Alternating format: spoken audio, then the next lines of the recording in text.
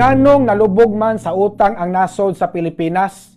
Dako kaayo og mabayran nga buhis ang mga magbubuhis o mga taxpayers sa Pilipinas, apan nganong dako kaayo og utang ang nasod sa Pilipinas, mga kabombo. Asa di ay padong ang kwarta nganong kinahanglan pa man nga mangutang ang gobyerno sa Pilipinas. Base sa latest nga report, misaka na ngadto sa 16.63 trilyon ang utang sa nasod sa Pilipinas sa katapusan sa buwan sa Pebrero tuig 2025 subay sa taho sa Bureau of Treasury.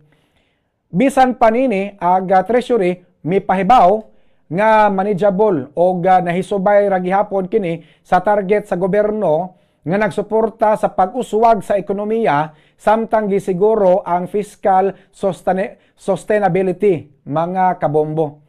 Atong subayon sa mga previous nga administration sa panahon ni former President Noynoy Aquino.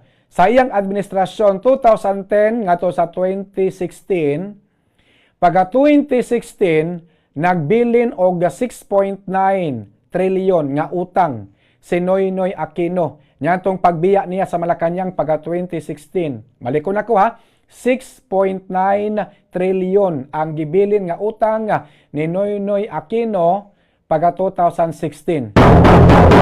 Samtang sa panahon ni former President Rodrigo Duterte sa iyang administrasyon, pag 2016 paingon sa 2022, nagbilin og 13.42 trilyon nga utang si Rodrigo Duterte. Buot pasabot nga misaka og 7 trilyon ang utang sa Pilipinas sud sa unom ka tuig nga naglingkod si Duterte isip presidente sa nasod sa Pilipinas.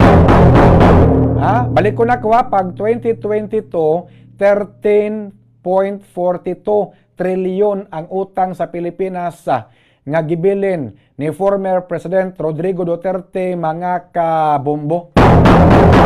Samtang sa Marcos administration sud sa duha ka tuig nga paglingkod ni Bongbong Marcos isip presidente sa nasod sa Pilipinas, pag 2023 ang utang sa Pilipinas niabot na og 14.62 trilyon. Samtang pag 2024 ang utang sa Pilipinas niabot na og 16.5 trilyon. Samtang karong tuig 2025 sa buwan sa Pebrero 2025 niabot ang utang sa Pilipinas og 16.63 trilyon. Balik ko na ko ha, 16.63 trilyon. Buot pasabot nga sa duha ka tuig kapin. Duha ka tuig kapin nga paglingkod ni Marcos sa Malacañang nisaka og 3 trilyon. 3 trilyon kapin ang utang sa Marcos administration. Duha pa lang ka tuig kapin ha, 3 trilyon na ang utang sa nasod sa Pilipinas, mga kabombo. Grabe ha, no? Nalubog sa utang ang nasod sa Pilipinas para sa mga project nga ipatuman sa nasod sa Pilipinas. Kinahanglan pa di aita nga mangutang para makatukod og mga project ang gobyerno, mga kabombo. Naay ubang project ang gobyerno nga wala joy hinungdan. Example, sama aning BRT. Dako kayo og utang ang gobyerno sa Pilipinas ngadto sa World Bank para aning BRT project. Apan alang kanako wala ni pulos ang BRT project dire sa Cebu City. Gausik-usik lang is kwarta. Ug wala ko masayop, 16 billion ang utang sa Pilipinas aning BRT project, mga kabombo. 16 bilyones. Kinsa kahay nakakomisyon aning BRT project, kinsay nakakwarta aning projeka, wa manipulos, mga kabombo. Ang 23 kilometer nga Cebu BRT project nga magtadlas gikan sa Bulacau paingon sa Ayala, paingon sa Talamban nga ruta, 23 kilometer. Gibanabana moabot og 16 billion ang maong project, mga kabombo, nga para nako gausik-usik lang sa kwarta, mga kabombo. Ikaw nga naminaw karon unsay kasulti nimo, ana? Niabot ng 16.63 ang utang sa gobyerno sa Pilipinas. Asa di ay padong ang buhis sa katawhan? Dagko kay tagbuhis nga ibayad, mga kabombo.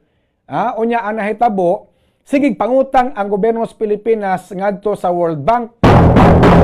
Ang mga taxpayer, ang mga magbubuhis, magbaguod in town og bayad ani ang utang sa nasod sa Pilipinas kanus amo ni maimpas ning utang nga 16.63 billion nga utang sa nasod sa Pilipinas itukod og mga project na mga project gawa hinungdan na project itukod sa gobyerno ay nahugno sa nakalabay nga buwan ay nangaangol mga kabombo.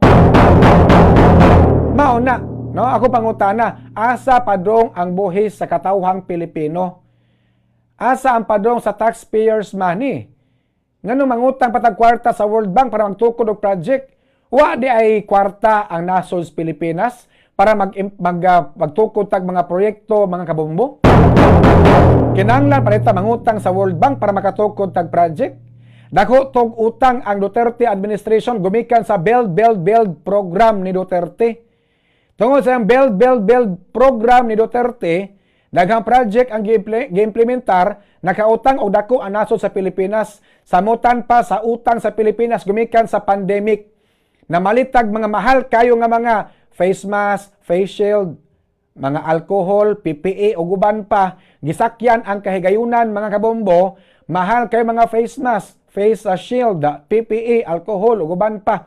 Panahon sa pandemic pwede dako ang utang sa nasod sa Pilipinas aron pod nga ma-address ang pandemya.